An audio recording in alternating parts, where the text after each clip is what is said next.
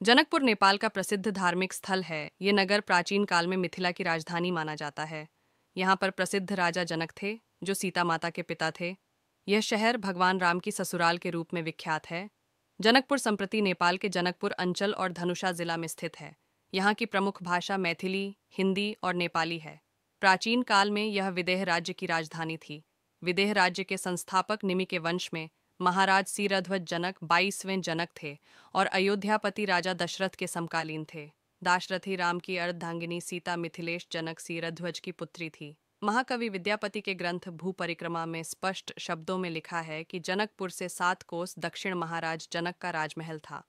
जनकपुर दक्षिणांशे सप्त क्रोश व्यतिक्रमे डिजग्लमहाग्रामे गेहास्तु जनकस्य च। जनकपुर की ख्याति कैसे बढ़ी और उसे राजा जनक की राजधानी लोग कैसे समझने लगे, इसके संबंध में एक अनुश्रुति प्रचलित है। कहा जाता है कि पवित्र जनक वंश का कराल जनक के समय में नैतिक अधपतन हो गया। कौटिल्य ने प्रसंगवश अपने अर्थशास्त्र में लिखा है कि कराल जनक ने कामांध होकर ब्राह्मण कन्या का अभिगमन किया। इसी कारण वह बंधु बांधवों के साथ मारा गया।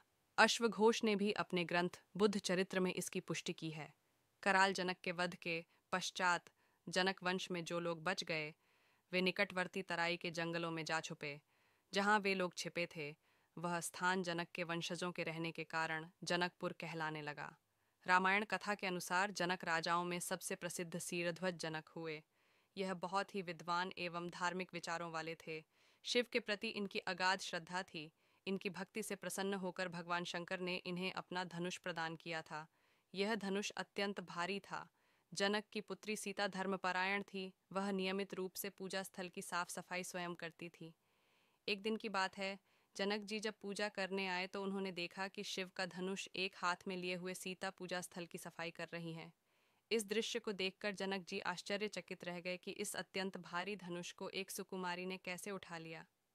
इसी समय जनक जी ने तय कर लिया कि सीता का पति वही होगा जो शिव के द्वारा दिए गए इस धनुष पर प्रत्यंचा चढ़ाने में सफल होगा। अपनी प्रतिज्ञा के अनुसार राजा जनक ने धनुष यज्ञ का आयोजन किया। इस यज्ञ से संपूर्ण संसार के राजा, महाराजा, राजकुमार तथा वीर पुरुषों को आमंत्रित किया गया। समारोह में अयोध्या के राजा, दशरथ के पुत्र रामचंद्र और लक्ष्मण अपने गुरु विश्वामित्र के साथ उपस्थित थे। जब धनुष पर प्रत्यंचा चढ़ाने की बारी आई, तो वहां उपस्थित